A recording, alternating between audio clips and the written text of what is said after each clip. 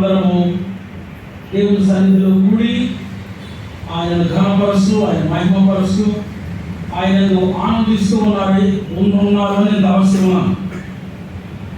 మరి పాటలు పాడుతున్నప్పుడు ఒకవేళ నోటితో పాడలేకపోయినా హృదయంలో ఆరాధన భావన అనేటువంటిది మనం చూపిస్తూ ఉండాలి. ఏదో పాడుతున్నారులే, మాకు రాదు కదా లేక మాకు కాదు కదా అని కాకుండా పాడుతున్నప్పుడు ఆరాధన పూర్వక హృదయంలో మనం ఆ భావన కలిగి ఉండాలి. దావీదు రాసినటువంటి కీర్తనలో ఒక మాటను జ్ఞాపకం చేసి మీకు ముందుకు పెడతాను. 22వ కీర్తనలో దావీదు ప్రార్థన చేశాడు. ఇంచుమించు 31 వచనాలు ఉన్నాయి. అందులో 22వ వచనాన్ని మీకు జ్ఞాపకం చేస్తాను. 22వ దావీదు కీర్తన 22వ వచనం.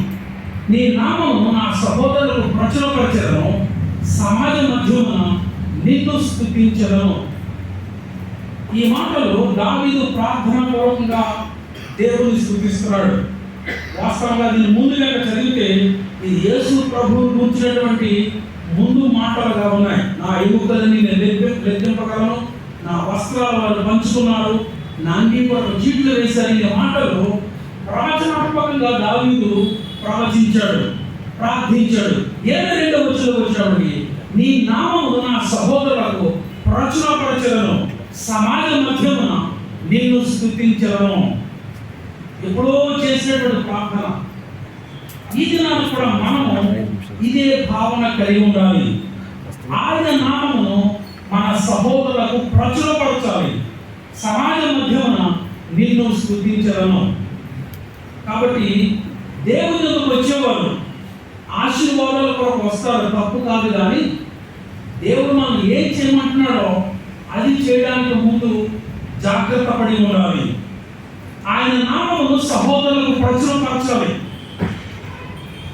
మన సహోదరులందరికీ ప్రచురపరచాలి. ఆయన గొప్పతనాన్ని, ఆయన మహిమను, ఆయన ఔన్నత్యాన్ని ప్రచురపరచాలి. అలాగే సమాజ మధ్యమున నిన్ను స్తుతించెదను. సమాజ మధ్యమున స్తుతించడం అంటే దేవుని మందిరంలో అందరి ముందు మనం దేవుని స్తుతించాలి. ఎంతమంది దేవుని స్తుతిస్తున్నారు? ఎంతమంది దేవుని కూర్చుంటున్నారు, నిలబడమంటే నిలబడుతున్నారు. కానీ స్తుతించడం అనేది చాలా ప్రాముఖ్యమైనది. ఆరాధనలో స్తుతి చేయడం చాలా ప్రాముఖ్యమైనది.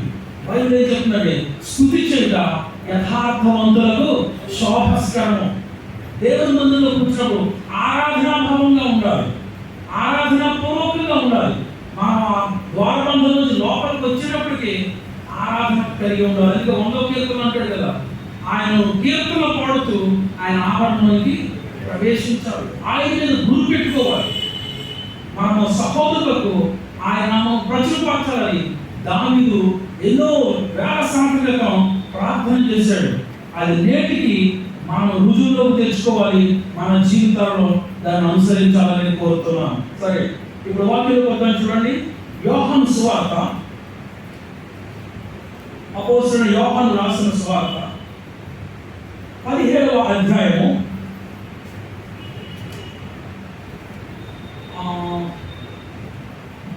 1 నుండి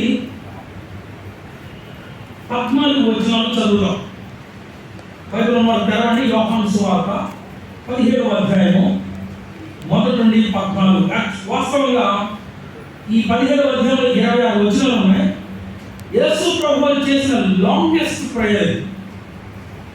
మనం సాధారణంగా యేసు ప్రభువు చేసిన ప్రార్థన అంటే పరలోక ప్రార్థన జ్ఞాపకం చేసుకుంటాం. కానీ యేసు ప్రభువు చేసిన దీర్ఘమైన ప్రార్థన ఈ 17వ అధ్యాయం ఉంది. మీకు 14వ అధ్యాయం నుంచి చదువుకుంటూ వస్తే 17వ అధ్యాయం వరకు శిష్యులు చాలా కలవరపడిపోయారు. అప్పటి వరకు యేసు ప్రభుతో 3.5 సంవత్సరాలు ఉన్నారు. ఆయన ఎక్కడికి వెళ్తే అక్కడికి వెళ్ళారు.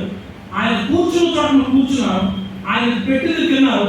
ఆయన ప్రవచనాలు బోధలు విన్నారు. ఆయన చేసిన అద్భుతాలు చూశారు. అయితే ఒక దినాన్ని యేసు ప్రభువు అన్నారు, ఇదిగో నేను మీ దగ్గర నుంచి వెళ్ళిపోతున్నాను అన్నప్పటికీ వాళ్ళందరికీ కలవరం వచ్చేసింది. ఒక 10 టన్నుల రాడ్ పట్టుకొచ్చి మీద పడేది ఎలా ఉంటుందో అలా వాళ్ళందరూ క్రష్ అయిపోయారు. భయం వేసేసింది. భలే గడిచిపోతున్న రోజులన్నీ బాగా గడిచిపోయి 3.5 సంవత్సరాలు. ఏంటి వెళ్ళిపోతున్నా అంటాడు? ఏంటి అని ఒక్కసారి శిష్యులందరికీ కలవరం వచ్చేసింది. అందుకని 14వ అధ్యాయంలో ఆయన మాట్లాడుతుంటాడు, మీ హృదయంలో కలవరపడనీయద్దు, దేవుని విశ్వాసం ఉంచుతున్నారు, నా యందు విశ్వాసం ఉంచండి అని 14వ వచనంలో చెప్తూ 14, 15, 16 వాళ్ళకి అడ్మోనిషన్ చేసుకుంటూ వచ్చాడు. మీరు ఇలా ఉండాలి, మీరు నా వాళ్ళు ఏం చూసారో చెయ్యాలి, మీరు ప్రార్థన చేయాలని చెప్తూ 17వ అధ్యాయంలోకి వచ్చేటప్పటికి ఆయన ఈ ప్రార్థన చేస్తాడు. యేసు ఈ మాటలు చెప్పి, ఈ మాట అంటే ముందు చూడండి 16వ అధ్యాయం 30 నా యందు మీకు సమాధానం కలిగినట్టు ఈ మాటలు మీతో చెప్తున్నాను, లోకంలో మీకు శ్రమ కలుగును, ఆయనను ధైర్యం తెచ్చుకోండి, నేను లోకమును జయించి ఉన్నాను అని ఈ మాటలు చెప్పి ఆకాశము కళ్ళెత్తి ఇట్టాను, తండ్రి నా గడియ వచ్చి ఉన్నది, నీ కుమారుడు నేను మహిమపరచున్నట్టు నీ కుమారుని మహిమపరచుము, నీవు నీ కుమారునికి ఇచ్చిన వారికి అందరికీ ఆయన నిత్యంగా వారిని ప్రేమించినట్టు సర్వ శరీరం మీదను ఆయనకు అధికారం ఇచ్చింది, అద్వితీయ సత్యదేవుడు నిన్ను నీవు పంపిన యేసుక్రీస్తు లేకుంటే నిత్య జీవం చేయటకు నీవు నాకు ఇచ్చిన పని సంపూర్ణంగా నెరవేర్చి భూమి మీద మహిమపరచుకుని, తండ్రి లోకము పుట్టక మునుపు నీ యొద్ద నాకు ఏ మహిమ ఉండేనో ఆ మహిమతో నన్ను ఇప్పుడు నీ యొద్ద మహిమపరచుము, లోకము నుండి నువ్వు నాకు అనుగ్రహించిన మనుషులకు నీ నామము ప్రత్యక్షపరచితిని, వారు నీ వారై ఉండి నీవు వారిని నాకు అనుగ్రహించింది, వారు నీ వాక్యము దైకొని ఉన్నారు, నీవు నాకు అనుగ్రహించిన మాటలు నేను వారికి ఇచ్చిన్నాను, వారు ఆ మాటలు అంగీకరించి నేను నీ యొద్ద బయలుదేరి వచ్చిందని నిజముగా ఎరిగి నీవు నన్ను పంపితివి అని నమ్మితే కనుక నీవు నాకు అనుగ్రహించినవన్నీ నీ వల్లనే కలిగినవని వారు ఇప్పుడు ఎరిగి ఉన్నారు. నేను వారి కొరకు ప్రార్థన చేయించున్నాను, లోకము కొరకు ప్రార్థన చేయట్లేదు, నీవు నాకు అనుగ్రహించిన వారును నీ వారైనందున వారి కొరకే ప్రార్థన చేయించున్నాను, నావన్నీ నీవి నీవి నావి వారి మహిమపరచబడి ఉన్నాను, నేను లోకంలో ఉన్నాను కానీ వీరు లోకంలో ఉన్నారు, నేను నీ ఎదురు వచ్చుచున్నాను, పరిశుద్ధమైన తండ్రి మనం ఏకమైన వాళ్ళ వారు ఏకమైన ఉన్నట్టు నీవు నాకు అనుగ్రహించిన నీ నామమును వారిని కాపాడము, నేను వారి యొక్క ఉండగా నీవు నాకు అనుగ్రహించిన వారిని నీ నామమును కాపాడుతుంది, నేను వారిని భద్రపరుచుకుని కనుక లేఖనం నెరవేరినట్టు నాశనం పుత్రుడు తప్ప వారిలో ఎవరు నశింపలేదు. ఇప్పుడు నేను ఎందుకు వచ్చుచున్నాను, నా సంతోషము వారి ఎందుకు పరిపూర్ణమైనట్టు లోకమందు ఈ మాట చెబుతున్నాను, వారికి నీవు వాక్యం ఇచ్చినావు, నేను లోక సంబంధిని కానట్టు వారును లోక సంబంధులు కాదు కనుక లోకము వారిని ద్వేషించును. 14 వచనాలు చదివాం. ఇంకా ప్రార్థన చివరి వరకు ఉంది.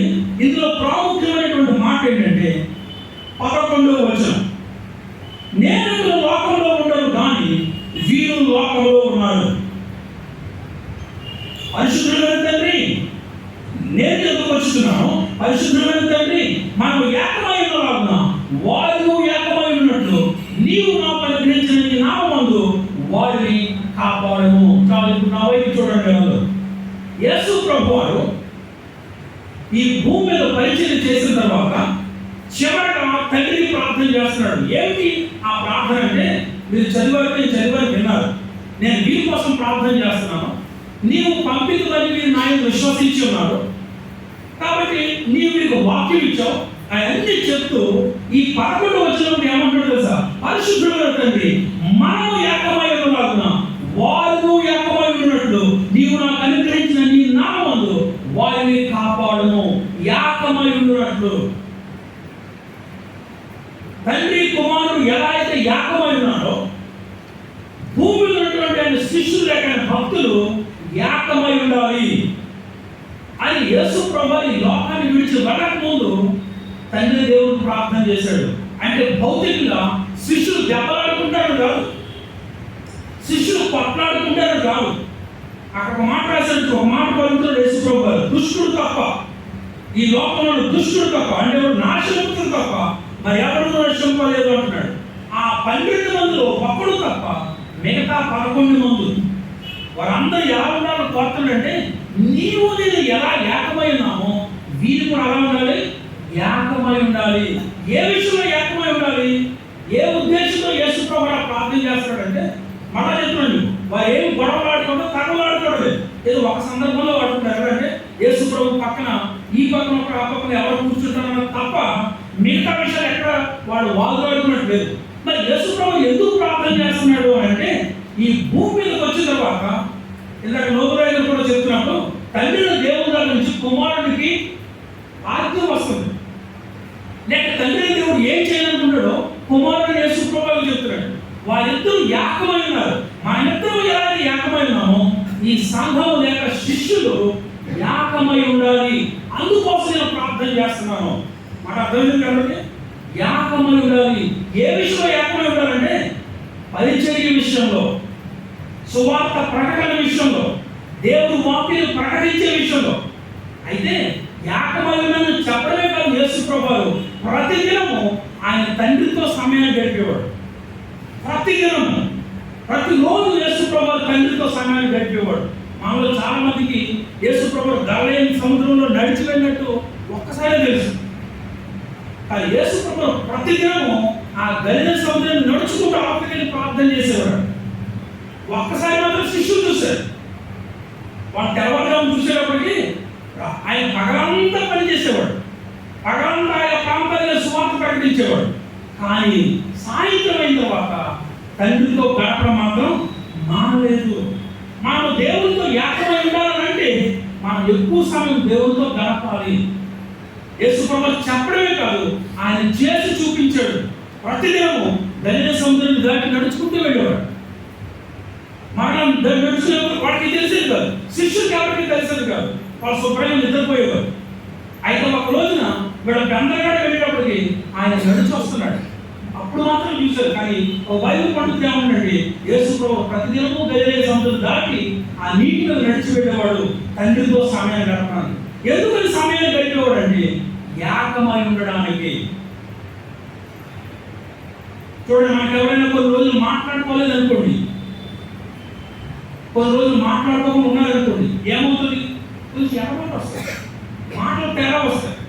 అది రోజు గడుపుతున్నారు అనుకోండి, వాళ్ళ మాటలు వెళ్ళగలిస్తే లేదా మనసు వాడకట్టు అవుతుంది, ఏకంగా ఉంటారు. అందుకని యేసు ప్రభువు మన కొరకు చేస్తున్నట్టు ప్రార్థన తెలుసా? పరిశుద్ధమైన తండ్రి, ఇదిగో నీ దగ్గరికి వచ్చేస్తున్నాను, మనం ఏకమైన వారు ఏకమైనట్లు నీవు నాకు అనుగ్రహించిన నీ నామమందు వారిని కాపాడుము. నేను వారి యొక్క ఉండగా నీవు నాకు అనుగ్రహించిన వారిని నీ నామం నేను కాపాడాను, నేను వారిని భద్రపరిచింది. కాబట్టి వారిద్దరూ ఏకమై ఉండాలి. అంటే మనం ఎలాగైతే ఏకమైనామో శిష్యులు కూడా ఏకమై ఉండాలి. అలా ఏకమై ఉంటేనే ఈ భూలోకం అంతా సువార్త పరిచయం జరుగుతుంది అని యేసు ప్రభువు తండ్రి దేవునికి ప్రార్థన చేస్తున్నాడు. ఈ ఏకమై ఉండడం అనేది పాత నిబంధనలు ఒకసారి చూద్దాం. పాత నిబంధనలు ఒకసారి అక్కడ ఒక సంఘటన మీకు జ్ఞాపకం చేసి మనం ముందుకు వెళదాం. ద్వితీయోపదేశ కాండము మొదటి అధ్యాయము, మోషే రాసినటువంటి ద్వితీయోపదేశ కాండము మొదటి అధ్యాయము 19 నుంచి చదివిన 20 నుంచి చదువుతాం. అప్పుడు మీరందరూ నా ఎదురుకు వచ్చి మనకంటే ముందులో మనుషులను పంపుదము, వారు మన కొరకు ఈ దేశం వేగు చూచి తిరుగు చంద్రులో మనం వెళ్ళవలసిన త్రోవను కూర్చి మనము చేరవలసిన పొరవను కూర్చి మనకు వర్తమానం చెప్పుకుంటున్నట్టు ఇది మోషే రాస్తున్నాడు. కానాను పాలుతేలు ప్రవహించి ఆ కానాను దేశం వెళ్ళడానికి ముందు కొంతమందిని పంపిద్దాం, వాళ్ళు వెళ్ళి చూసి వస్తారు, ఆ దేశం ఎలా ఉందో చూసి వస్తారు. ఇప్పటిదాకా మనకి డ్రోన్ కెమెరాలు శాటిలైట్స్ లేవు కాబట్టి మనుషులు వెళ్ళి చూసి రావాలి. మరి ఏం చేద్దాం అన్నప్పటికీ ఆ ఇశ్రాయేలు గోత్రంలో 12 మందిని పిలిచి ప్రధానులు పిలిచి పంపించాడు.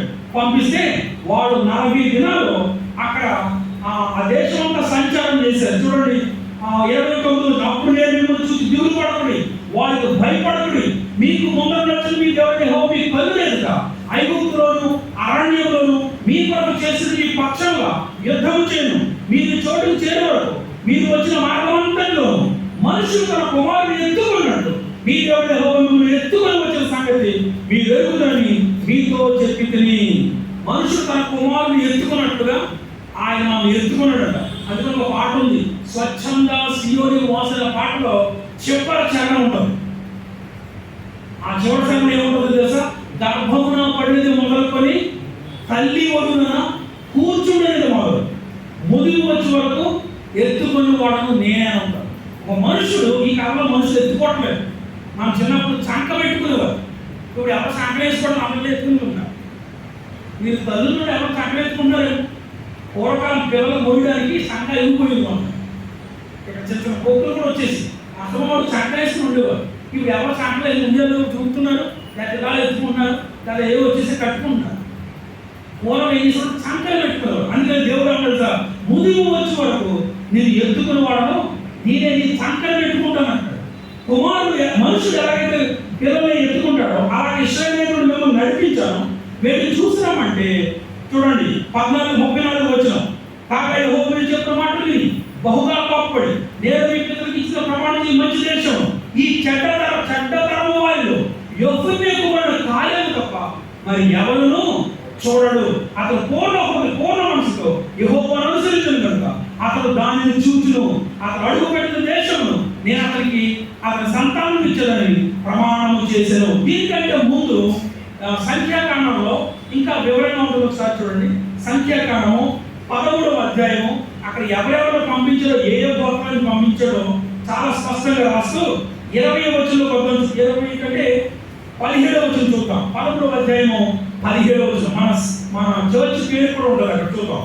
మోషే కనాను దేశాన్ని సంచరించుటకు వారిని పంపినప్పుడు వారితో ఇట్లను ఇలా అన్నాడు, మనం పంపిస్తాం, ఇదిగో మీరు ధైర్యం తెచ్చుకోండి, దక్షిణ దిక్కును ప్రవేశించి ఆ కొండ ఎక్కి ఆ దేశం ఎట్టిదో దానిలో నివసించి జనుము బలము కలదో బలము లేదు, కొంచెమైనదో విస్తారమైనదో, వారు నివసించి భూమి ఎట్టిదో అది మంచిదో చెడ్డదో, వారు నివసించి పట్టణం ఎట్టివో వారి గుడారములో నివసించుదో కోటలలో నివసించుదో, ఆ భూమి సారమైనదో నిస్సారమైనదో దానిలో చెడ్డో లేదో కనిపెట్టవలను, మరి మీరు ఆ దేశం పంటలో కొన్ని తీసుకుంటండి అని చెప్పాను. అది ద్రాక్షల ప్రథమ పక్వ కాలము. ఫస్ట్ టైం ద్రాక్షలు కాసేటువంటి కాలం అంట. కొండ ఎక్కి చూడమంటున్నారు. ఈ కాలంలో అయితే కొండ ఎక్కి చూడక్కర్లేదు. ఏ చూడవచ్చు మరి ఒక దేశం గురించి తెలియదంటే శాటిలైట్ ద్వారా తెలుస్తున్నాయి, లేదా డ్రోన్ కెమెరా ద్వారా తెలుస్తున్నాయి. ఆ రోజులో ఆ సాంకేతిక నైపుణ్యం ఇవి లేదు కాబట్టి మీరు కొండ ఎక్కండి. ఇప్పుడు కూడా మీరు కొన్ని పట్టణాలకు వెళ్ళినప్పుడు ఆ పట్టణం చూడాలనుకోండి, ఆ కొండ ఎక్కితే కనబడదు. ఒకసారి మైసూరు వెళ్తే ఆ మైసూరు కొండ ఎక్కితే అది ఎదుర్కొంటుంది. అక్కడ చాముండేశ్వరి కూడా అక్కడ అంతా కనబడుతుంది, చాలా పెద్దగా ఉంది. అలా ఏ కొండకి వెళ్ళాము ఇక్కడ కొండ ఎక్కితే ఆ పట్టణం అంతా కనబడదు. ఇక్కడ కూడా ఆ కొండ ఎక్కి చూడమన్నప్పుడు చూస్తూ ఉంటే ఆ నేల లాంటిదో, అక్కడ చెట్లు ఉన్నాయో లేదో, వాడు ఎలాంటి చోట నివసిస్తున్నారో, అక్కడ జనం బలమైన నీరసంగా ఉన్నవాడు, అవన్నీ చూడండి. అయితే మీరు ఇంకోటి చేయాలి, ఏం తెలుసా, మీరు వచ్చినప్పుడు ఆ దేశం పంటలో తన పళ్ళు తీసుకురండి అని మోషే ఆ 12 మంది ఇశ్రాయేలు గోత్రాలను పంపిస్తే, కాబట్టి వారు వెళ్ళి సీను అరణ్యం మొదలుకొని హామాదుకు పో మార్గము రెహోబోతుకు దేశసంచారం చేసి వచ్చిరి. వారు దక్షిణ దిక్కున ప్రయాణం చేసి హెబ్రోనుకు వచ్చిరి. దక్షిణ దిక్కున ప్రయాణం చేసి ఎక్కడికి వచ్చారట? హెబ్రోనుకు వచ్చారు. హెబ్రోన్ మాట అర్థం తెలుసా? కమ్యూనిటీ, అలయన్స్, కూటమి లేదా సంఘము. ఎక్కడికి వచ్చారంట? తిరిగంతా మొత్తం తిరిగి హెబ్రోన్కి వచ్చారు. ఇప్పుడు మనం కూడా ఎక్కడికి వచ్చాం చెప్పండి? హెబ్రోన్లో ఉన్నాం. హెబ్రోను ప్రార్థనా మందిరం. అక్కడికి వచ్చేటప్పటికి అక్కడ అనాకీయులను అహీమాసు, షాషయి, తల్మయి అని వారు ఉన్నారంట. వాళ్ళ పేరు కూడా రాయించాడు చూడండి. ఆ హెబ్రోను ఐగుప్తులోని సోయెల్ కంటే 7 ఏళ్ళు ముందుగా కట్టబడెను. వారు ఎష్కోలు లోయలకు వచ్చి అక్కడ ఒక ద్రాక్ష యొక్క కొమ్మను కోసి దండెతో ఇద్దరు మోసిరి. మరియు వారు కొన్ని దానిమ్మ పండ్లను కొన్ని అంజూర పండ్లను తెచ్చిరి. ఇక్కడ చాలా ఆశ్చర్యకరమైన విషయం ఏంటంటే ద్రాక్ష గెల ఒక 1/2 కేజీ ఉండొచ్చు, కేజీ ఉండొచ్చు గెల ఇప్పుడు కాలంలో. కానీ ఎష్కోలు లోయలో వాడు పోసిన ద్రాక్ష గెల దండి వేసి పోసారట. అంటే ఇంచుమించుగా 20, 15, 30 కేజీలు పోయి ఉంటాం. ఎంత సారవంతంగా ఉండొచ్చు ఆ దేశం. దేవుడు వారికి వాగ్దానం చేసిన దేశము, పాలు తేనెలు ప్రవహించే దేశం కనుక ద్రాక్ష పోసి దండి వేశారు. దండి వేయడం ఏం తెలుసా? కావుడు వేసుకోవడం. ముందు ఒకటి వెనకాల ఒకటి వేసుకుని కర్ర వేసుకుని దాన్ని కట్టారన్నమాట. అంత బలంగా అంత సమృద్ధిని కాసి అంత ముందు చెప్పాడు. అది ద్రాక్షల ప్రథమ పక్వ కాలం. ఇవన్నీ చూశారు. అక్కడ జనాన్ని చూశారు, అక్కడ ద్రాక్ష గెలను చూశారు, తర్వాత దానిమ్మ పండ్లు చూశారు, అంజూర పండ్లు చూశారు. అన్ని కోసుకుని ఇస్రాయేల్ అక్కడ కోసిన ద్రాక్ష గెలను ఆ స్థలములకు ఎష్కోలు లోయ అని పేరు పెట్టాను. ఆ తర్వాత 40 దినాలు ఆ దేశం అంతా సంచారం చేసి చూశారంట. 40 రోజులు యేసు ప్రభువు కూడా మోషే సినాయి పర్వతం 40 దినాలు ఉన్నాడు. యేసు ప్రభువు 40 దినాలు ఉపవాసం చేసినట్టుగా ఉంది. ఈ 40 రోజులు వారు చూసి ఆ తర్వాత ఏం చేశారో తెలుసా? వారు వెళ్ళి పారాయణను కాదేసిన మోషే ఆరోగ్యంలోకి వచ్చి ఇశ్రాయేలు సర్వసమాజంలోకి వచ్చి వారికి ఆ సర్వసమాజంలో సమాచారం చెప్పి ఆ దేశ పండుగను వారికి చూపించింది. ఇక చాలా ప్రాముఖ్యమైన అంశం ఉంది. ఈ మాట మీకు ఎందుకు జ్ఞాపకం చేస్తున్నట్టు అన్ని చూశారు, ఆ ఫలాలు చూశారు, అక్కడ మనుషులు చూశారు, ఆ దేశాన్ని చూశారు. అన్ని చూసిన తర్వాత ఇప్పుడు వాళ్ళు చెప్పే సమాచారం ఏంటో తెలుసా? మోషే దగ్గరకును అహరోను దగ్గరకును ఈ 12 మంది వచ్చి చెప్తున్నారు. ఏమో తెలుసా? నీవు మమ్మల్ని పంపిన దేశంలోకి వెళ్ళింది, అది పాలు తేనెలు ప్రవహించే దేశమే, దాని పండు ఇవ్వ ఇవి. అయితే ఆ దేశంలో నివసించడంలో బలవంతులు. మోషే చెప్పాడు, వాడు బలవంతులు బలహీనత చూసామన్నాడు కదా, వాడు బలవంతులు. అలాగే అక్కడ మేము ఎవరు చూసామంటే వారి పట్టణంలో మిక్కిలి ప్రకారం కలిగి మిక్కిలి గొప్పవి. మరి అక్కడ అనాకీయులు చూసింది. అమాలీకులు దక్షిణ దేశంలో ఉన్నారు, హిత్తీయులు, యోబీసీలు, అమోరీయులు కొండ దేశంలో ఉన్నారు, కనానీయులు సముద్రంలో, యోర్దాను నదీ ప్రాంతం నివసిస్తున్నారు అని చెప్పారు. ఇవన్నీ చెప్తుంటే కాలేబు ఏం చేస్తున్నారు తెలుసా? కాలేబు మోషే ఎదుట జనులను నిమ్మళపరిచాడు. నిమ్మళపరచడం అంటే ఫిష్ అంటున్నాడు. ఎవరు మాట్లాడుతున్నాడు మనం స్ట్రైక్ చేద్దాం అంటారు సార్. మీరు ఊరుకోండి, మీరు ఏం మాట్లాడదు. ఎవరితో మాట్లాడుతున్నారు వీళ్ళు? మోషేతోటి అహరోనుతో మాట్లాడతారు. నిమ్మళపరచ అంటున్నాడు. మనము నిశ్చయంగా వెళుతాము, ఆ దేశము స్వాధీనపరచుకుందాము, దాన్ని జయించకు మనకి శక్తి చాలును. అయితే అతనితో కూడా మనుషులు, ఆ జనులు మనకంటే బలవంతులు, మనకు వారి మీద పోచాలన్నది. మరి వారు తాము సంచరిస్తున్న దేశంలో వచ్చి ఇశ్రాయేలుతో చెడ్డ సమాచారం చెప్పింది. వెళ్ళిన 12 మందులు ఏకముగా లేరు. అదే దీంట్లో పాయింట్. ఒక్కడ మాత్రమే, ఎవరి పేరు? కాలేబు సన్ ఆఫ్ జెఫున్నా. అతను మాత్రమే మంచి మనసు కలిగి ఉన్నాడు. మోషే ఏ విషయమై పంపించాడో, దేవుడు ఏ విషయమై అతని ఆ ప్రామిస్ ఆ వాగ్దాన దేశానికి పంపించడానికి ఎలా అయితే ప్రోత్సహించాడు అదే మాట చెప్పారు. వీళ్ళందరూ ఏం చేస్తారు తెలుసా? లోక సంబంధంగా ఆ బలవంతులని, మనం చేయలేమండి, మన వల్ల అవ్వదండి, మా వల్ల అవ్వదండి అని వీళ్ళలో ఉన్నవాడే, పోషించడం పంపడ్డవాడే ఏమని చెప్తున్నారు? చెడ్డ సమాచారం చెప్తారు. మనం చేయలేము పని, మన వల్ల అవ్వదు, అయ్యో చాలా కష్టం అని చెప్తున్నారంట. కానీ కాలేబు అంటున్నాడు, నిశ్చయంగా మనం ఆ దేశానికి వెళతాం, దాన్ని స్వాధీనపరచుకుంటాం, దాన్ని జయించిన శక్తి నేను. అయితే అతనిలో కూడా మనుషులు, ఆ జనులు మనకంటే బలవంతులు, మనకు లేదు పోతామని. మరి వారు తాము సంచరించి చూసిన దేశంలోకి వచ్చి ఇశ్రాయేలుతో చెడ్డ సమాచారం చెప్పి. ఏ సమాచారం చెప్పారంట? చెడ్డ సమాచారం. వాళ్ళు సమాచారం చెప్పారు, అది ఏ సమాచారం చెప్పారు? నెగిటివ్ చెడ్డ సమాచారం చెప్పారు. ఇంకా అంటారు చూడండి, ఇంకా చాలా విచిత్రమైన మాట ఉంది. మేము సంచరించి చూసిన దేశము తన నివాసులను భక్షించు దేశము. ఆ దేశంలో మనుషులంట మిగతాను తినేస్తారు. తన నివాసులు భక్షించే దేశం అంటే ఏంటి? నరమాంస భక్షకులు. నిజంగా అలా ఉంటారా? లేదు, నరమాంస భక్షకులు.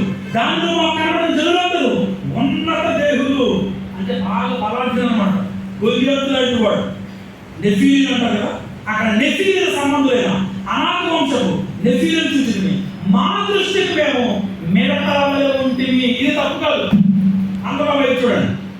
మేము వాళ్ళని చూసినప్పుడు మా దృష్టికి వాడు ఎదుర మిడతల్లాగా ఉన్నామంటాడు. అక్కడ వరకు పర్వాలేదు, వాళ్ళ అభిప్రాయం. కానీ రెండో మాట చూడండి, వారి దృష్టికి అట్లే ఉంటే. మరి మనకి అర్థమైందా? మన దృష్టికి మనం అనుకుంటే పర్వాలేదు, వాళ్ళ దృష్టిలో కూడా ఎలా ఉన్నామంటారు? మేడం ఎంత దిగజారిపోయి మాట్లాడుతున్నారు. వీళ్ళు ఎవరి పక్షాలు వెళ్ళారు? సర్వ శరీరులకు దేవుడైనటువంటి యెహోవా మాట చెప్పులు వెళ్ళారు. నేను ఇక్కడ ఇస్తాను వాగ్దానం చేశారు. ఆ దేశాన్ని స్వాధీనపరచుకుంటారు, ఆ పాలు తేనెలు ప్రవహించే దేశంలో మీరు ఉంటారు అని దేవుడు ప్రకటిస్తే వీడు తెలిసి చెప్పిన మాట్లాడి తెలుసా? అయ్యి బాబా అక్కడ మనం వెళ్ళలేమండి, అక్కడ కూడా చాలా బలవంతులండి, అది మన వాళ్ళు అవ్వదండి, మేము చేయలేమండి. వీళ్ళంతా ఎప్పుడు ఏంటి తెలుసా? నకారాత్మకమైనటువంటి ఆలోచన ఉంటారు, నెగిటివ్ థింకింగ్ అన్నమాట. ఇంకా దగ్గరున్నారు, వాళ్ళ దృష్టి పెడతలా ఉన్నాం, మా దృష్టి పెడతలా ఉన్నాం. కానీ వాళ్ళ దృష్టికి కూడా ఎవరు చెప్పాడు, మీరు ఎవరు నాకు మెడల కనపడి ఎవరు చెప్పారా అంటే లేదు ఎంతసేపు వెనక్కి వెళ్ళిపోయి బాగుతాం. ఇంకా చెయ్యలేమండి, రావదండి ఆ బాధ. దేవుడు ఏమంటున్నాడు, that is the promised land, I have given you, నేను మీకు ఇచ్చేసిన దేశాన్ని మీరు వెళ్ళంటే. ఈ 11 మంది ప్రగల్భాలు ఏం పలుకుతున్నారు సార్, అసలు చాలా బలమవుతుందండి, ఉన్నత దేవుడు.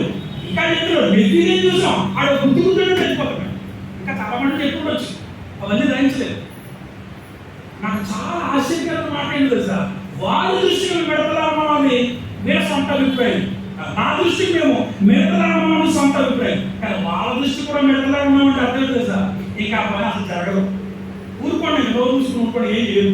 శుభ్రంగా మనం ఏం చేద్దామని వెనక్కి వెళ్ళిపోదాం అంటారు. కారణం ఏంటి sir, they did have United mind. అందుకనే అపోస్తలుడు పౌలు గారు రాస్తూ, ఎఫెసీ సంఘానికి రాస్తూ, మీకు ఇదివరకు వచ్చిన జ్ఞాపకం చేస్తుంటాను, 4వ అధ్యాయము చాలా ప్రాముఖ్యమైన, చూడండి 4వ అధ్యాయము మొదటి 2 వచనాలు చదవండి. కాబట్టి మీరు, ఎఫెసీయులకు రాసిన పత్రిక 4వ అధ్యాయం, కాబట్టి మీరు సమాధానము బంధాలు చేత ఆత్మ కలిగించు ఐక్యము కాపాడుకుంటూ శ్రద్ధ కలిగిన వారే ప్రేమతో ఒకరినొకడు సహించుచు. జాగ్రత్తగా మాట, మీరు సమాధాన బంధము చేత ఆత్మ కలిగించు ఐక్యమును కాపాడుకుంటా. యూనిటీ నాట్ జనరేట్ యూనిటీ, ఇది మనం తయారు చేయట్లేదు, ఈ యూనిటీ మనం తయారు చేయట్లేదు, దేవుడే అని ఇచ్చినట్ట. ఆత్మ కలిగించు ఏమన్నా చెప్పాడా, మీరు సమాధాన బంధము చేత ఆత్మ కలిగించు ఐక్యము ఏం చేయాలంట, కాపాడుకుంటేందు శ్రద్ధ కలిగి ఉండాలి. ఈ సంఘంలో చాలా ప్రాముఖ్యమైనది. ఆత్మ మనకు ఏం చేస్తాడు తెలుసా, మనం సంచుకులుగా ఆత్మ మనకు అనుగ్రహించాడు. ఇక్కడ కూర్చున్న అందరినీ ఆత్మ ఏం చేస్తాడో తెలుసా, ఐక్యాన్ని అనుగ్రహించాడు. మనం ఏం చేయాలి తెలుసా, కాపాడుకోవాలి. నేను చాలాసార్లు స్కూల్లో ఉన్న పిల్లలకి ఇలా చెప్తూ ఉంటాను, అరిటాకు గురించి చెప్తున్నారు. రేపు అరిటాకు చూసామంటే ఈ పూర్వకాలం ఇప్పుడు ఎక్కడ కనబడతారు, అన్ని రెడీమేడ్ ప్లేట్లే, రైట్. పూర్వం అరిటాకులు తినేవారు, చాలా బాగుండేది. మీరు ఎప్పుడైనా అరిటాకులు పూర్తిగా అబ్జర్వ్ చేస్తే దాని చుట్టూ పలచగా పొర ఉంటుంది కదా, చూసారా?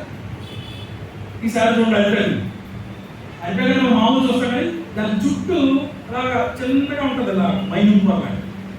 అది ఉన్నసేపు అరిటాకు ఎలా ఉంటుందంటే ఇట్స్ వెరీ స్ట్రాంగ్, చాలా బాగుంటుంది, చూడడానికి అందంగా ఉంటుంది, చక్కగా ఉంటుంది. ఆ చిన్న పరిస్థితి అనుకోండి మొత్తం దగ్గర తిరిగిపోయి. ఈ ఆత్మ అనుగ్రహించి ఐక్యం చూసారా, ఇట్స్ ఇన్విజిబుల్ లైక్ దిస్. ఇలాగా మన అదృశ్యంగా ఉంటుంది, కనపడకుండా. దాన్ని మనం ఏం చేయాలి తెలుసా, కాపాడుకోవడానికి ఏం చేయాలంటే శ్రద్ధ కలిగి ఉండాలంట. శ్రద్ధ కలిగిన వారే ప్రేమతో ఒకరినొకరు సహించుకోవచ్చు.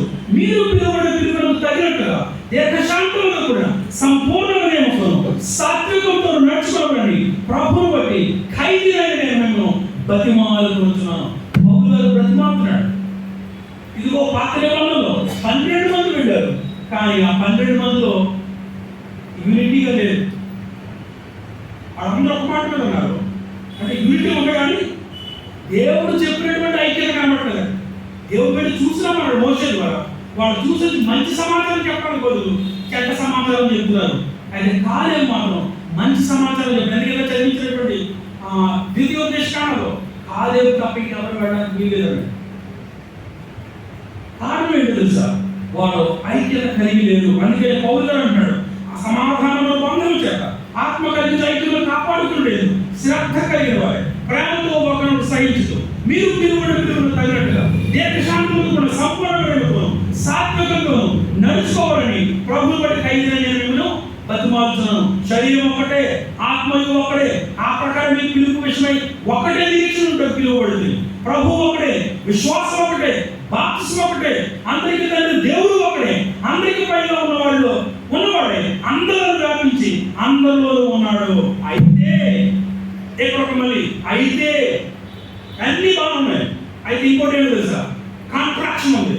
అయితే మనలో ప్రతి వానికి క్రీస్తు అనుగ్రహించి వరం యొక్క పరిమాణం చొప్పున కృప ఇయ్యబడెను.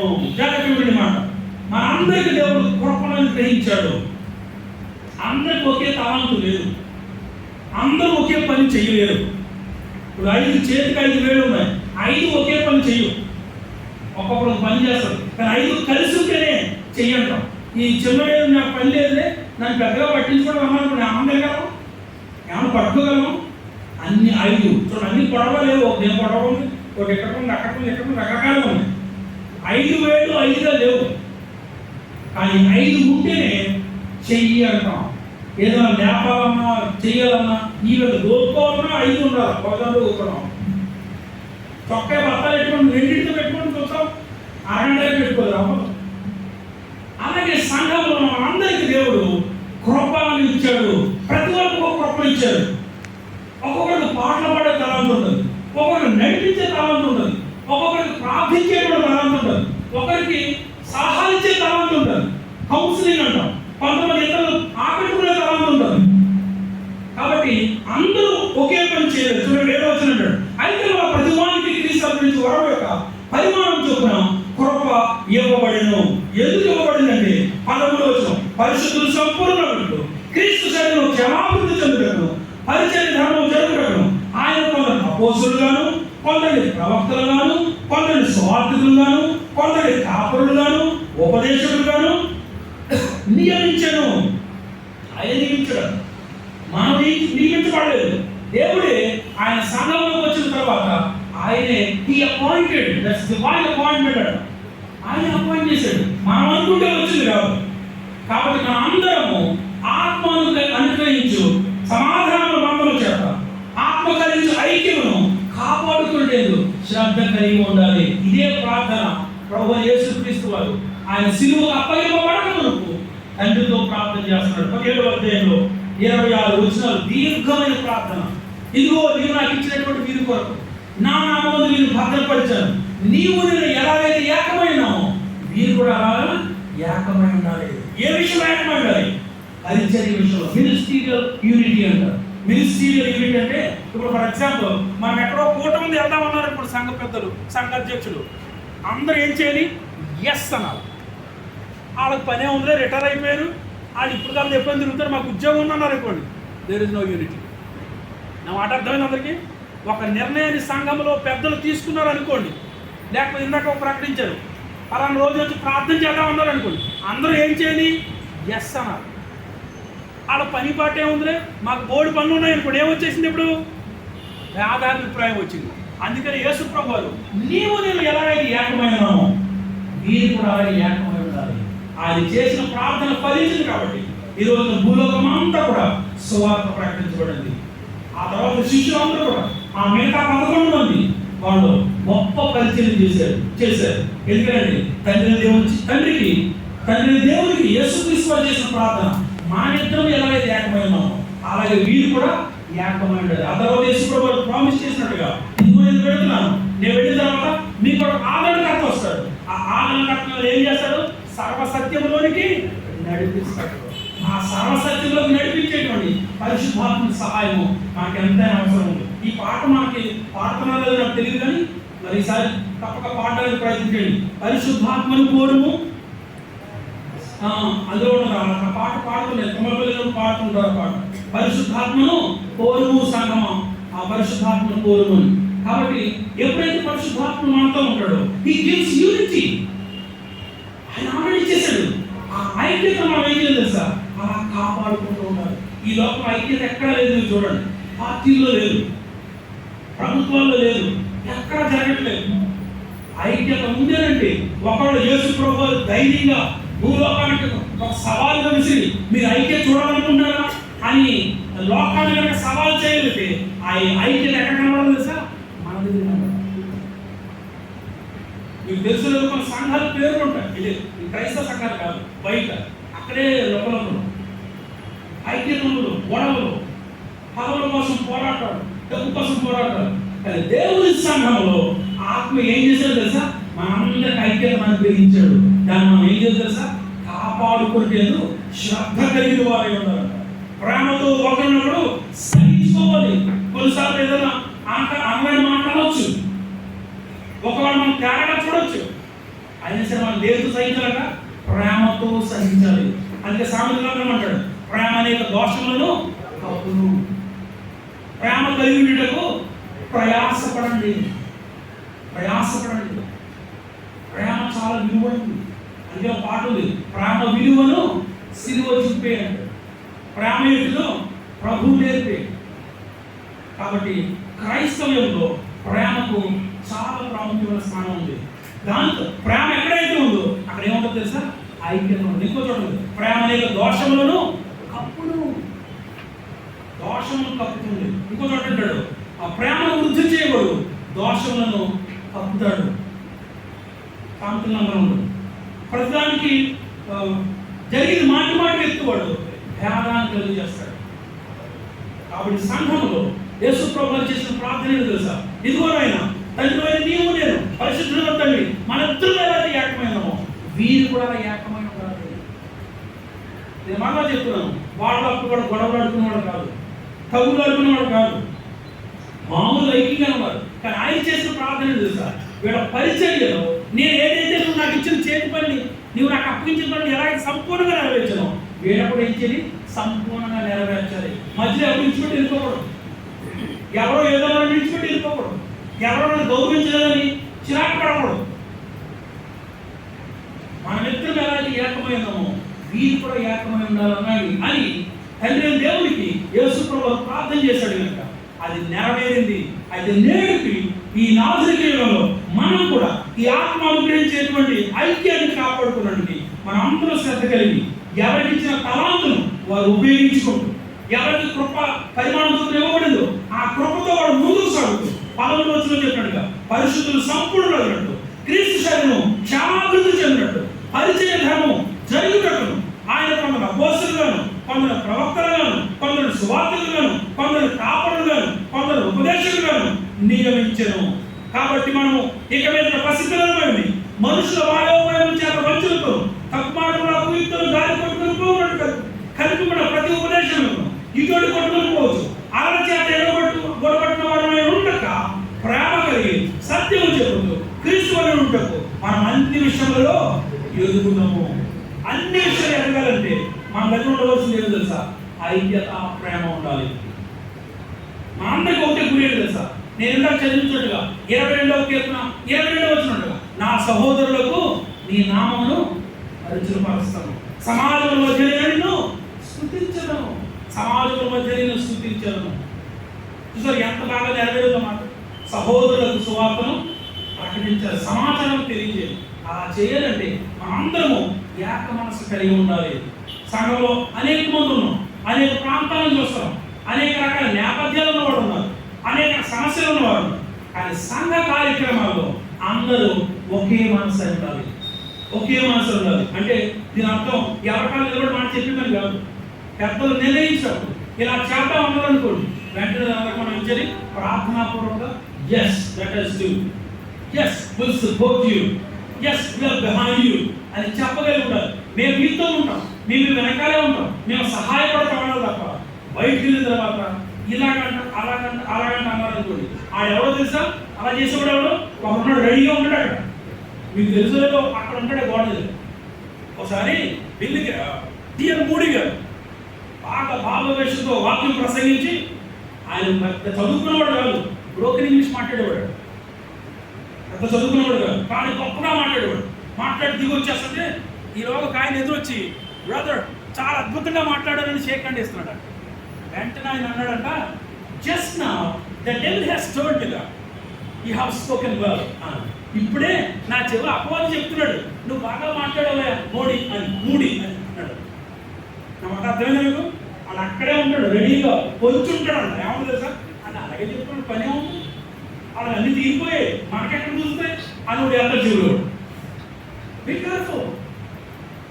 మందిరంలోకి వచ్చిన చాలా ఐక్యత కాపాడుకోవాలి. ఒక్కవేళ మనం మొక్క మీద తిట్టినా సరే యేసు ప్రభువు మనం ఏం నేర్చుకున్నాం? అన్యులు పాటించి గొప్పడైపోయి దేశంలోకైనా మహాత్ముడు అయిపోయాడు 140 కోట్ల మంది. అది ఎవరు చెప్పిన మాట తెలుసా? యేసు ప్రభువు చెప్పి చెప్పబడితే చెప్పమని చెప్పి ఆయన కాదు, ఆయన రాయించుకున్నాడు అక్కడ. దేశానికి మహాత్ముడు అయిపోయాడు. ఆ బైబిల్ చదువుతున్న మనమేమో ఎక్కడో ఉన్నాం, ఇంకా వెళ్ళిపోం, అన్ని రకాల ముందుకు వెళ్ళిపోం. స్మార్ట్ ఫోన్లు, ఐపాడ్లు, అది ఇది అన్ని వెళ్ళిపోతున్నాం. కానీ అసలు విషయాలు మాత్రం కింద మనం ఆయన ఎలా చూసుకుంటే కనబడలేదు, ఎక్కడ కనబడి అన్ని కనబడుతున్నాయి. In church all we need above all is unity. అందుకనే ఒక కీర్తన అంటాడు, సహోదరుల ఐక్యత నివసించుట ఎంత మేలు ఎంత మనోహరం. నాకు అప్పుడప్పుడు విలియం పీటర్ గారు చెప్తూ ఉంటారు, సెనపల్లి బాప్టిస్ట్ చర్చ్ కూడా గురించి చెప్తున్నప్పుడు ఐ వండర్ ఎట్ అక్కడ ఎవరైనా చనిపోతారండి 10 రోజులైనా 15 రోజులైనా అసలు అంతమంది చెత్త భోజనం చేస్తారు. ఏం ఐక్యత అండి అది. వాడు సిటీలో ఉన్నాడు, డబ్బు బాగా మంచి ఉద్యోగాలు ఉన్నారు, ₹1,00,000 జీతాలు ఉండేవాడు. అయినా కానీ సంఘం అంటే ఆ కట్టుబాటు ఉంటారు. మనలో ఎంతమంది ఉన్నా కట్టుబాటు. నేను మామూలుగా అడుగుతున్నాను, ఆ రికార్డు కూడా అవుతుందండి. మీరు ఎవరైనా చనిపోయారు అనుకోండి, వాళ్ళ ఇంటికి వెళ్ళి పరామర్శిస్తున్నారా? అబ్బాయి మనకు తెల్లంటాడు. పెళ్ళికైతే వెళ్ళిపోతారు, భోజనాలు బాగుంటాయి. పెళ్ళికి కాదు వెళ్ళాలి, పెళ్ళికి వెళ్ళాలి. కానీ ఎవరైనా కష్టాలు ఉన్నారనుకో, ఒక ఆయన మొన్న ఒక ప్రపోజల్ పెట్టాడు, నాకు నచ్చింది అది. పెళ్ళికి వెళ్ళి రాయింటారు కదా 500, 1500, 2000, అది కాదు మీరు చేసింది. ఎవరైనా చనిపోయిన ఇంటికి వెళ్ళి డబ్బులు ఇవ్వండి. మన ఎక్కడికి వెళ్ళక ఇళ్ళలో కూర్చుంటారా కార్యక్రమం చేయడం కన్నా బాగుందంటారా? అబ్బాయి ఎక్కడ బాగుంటుంది, గిఫ్ట్ ఇవ్వాలి కదా, పెద్దది ఫోటో తీసుకోవడం. ఎవరైనా చనిపోతే పలకరిస్తున్నారా? వాళ్ళు ఇల్లు తెలియదు అంటారు. ఎలా తెలిసింది? ఇల్లు ఏమన్నా టీవీలో బ్రేకింగ్ న్యూస్ వేస్తాడండి, ఇదిగో పలానా వాళ్ళు అడ్రస్ ఇద్దండి. ఆసక్తి ఉండాలి. ఏముండాలి చెప్పండి? ఆసక్తి ఉండాలి. నేను ఆశ్చర్యం కాదు, కానీ నేను చాలామంది ఫోన్ చేసి కూడా అంటారు, అయ్యో మాకు సిగ్గేస్తుందని మేము చేయలేకపోతున్నాం మీ ఫోన్ అంటారు. నేను చేద్దాం అనుకున్నా కానీ చేయలేకపోతున్నామండి, మీరేం చేస్తున్నారండి.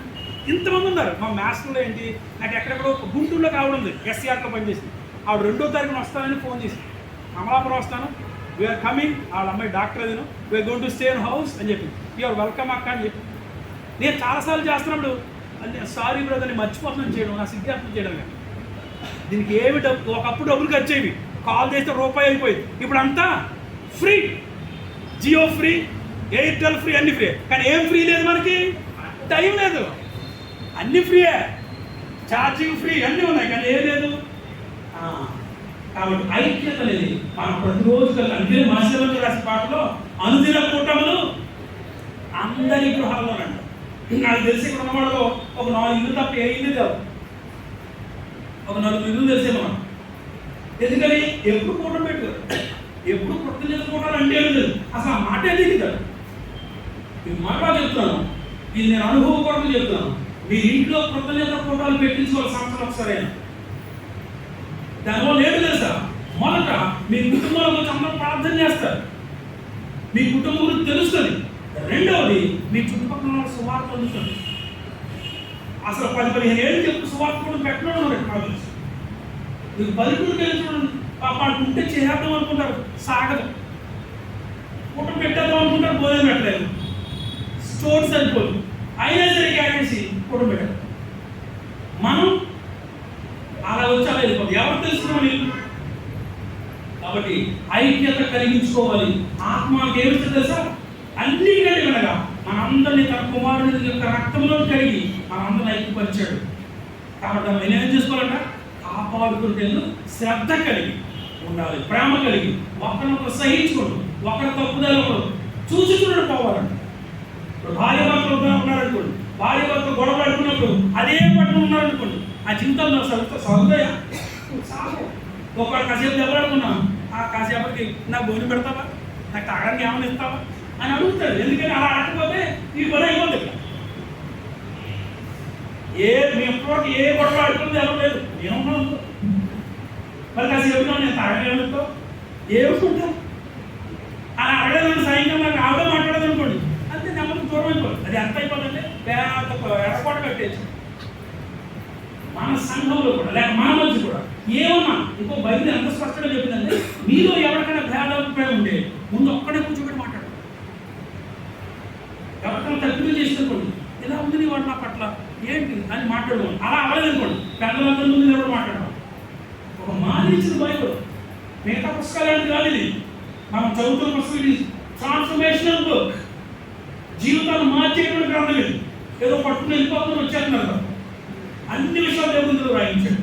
కాబట్టి చివరికని చెప్పేది తండ్రి దేవునికి యేసు ప్రభువుకు ప్రార్థన చేసినట్టుగా, తండ్రి మన ఇద్దరు ఎలాంటి ఏకమైనమో మీరందరూ ఎలా ఉండాలి, ఏకమై ఉండాలి. ఏ విషయంలో ఏకమై ఉండాలి? దేవుని యొక్క పని విషయంలో, సువార్త పరిచయం విషయంలో మీరు ఏకమై ఉండాలి. అందుకని పౌలు గారు రాసినట్లుగా మరి ఆత్మను గ్రహించు, ఐక్యతను కాపాడుకుంటే మీరు అంతా ఏం కలిగి ఉండాలి, శ్రద్ధ కలిగి ఉండాలి. ఎప్పుడైతే శ్రద్ధ కలిగి ఉన్నారో దేవుడు మనల్ని ఊహించే వాటి కంటే, అడుగు వాటి కంటే అత్యధికంగా దయచేయగల దేవుడిని మనం కలిగి ఉన్నాం. కాబట్టి అలాగున మనమందరం ఐక్యత కాపాడుకుంటలేదు, శ్రద్ధ కలిగి ఉండాలి. ఆ పరిశుద్ధాత్మ దేవుడు మనకు సహాయం చేసి మనందరినీ ముందుకు నడిపించుగాక.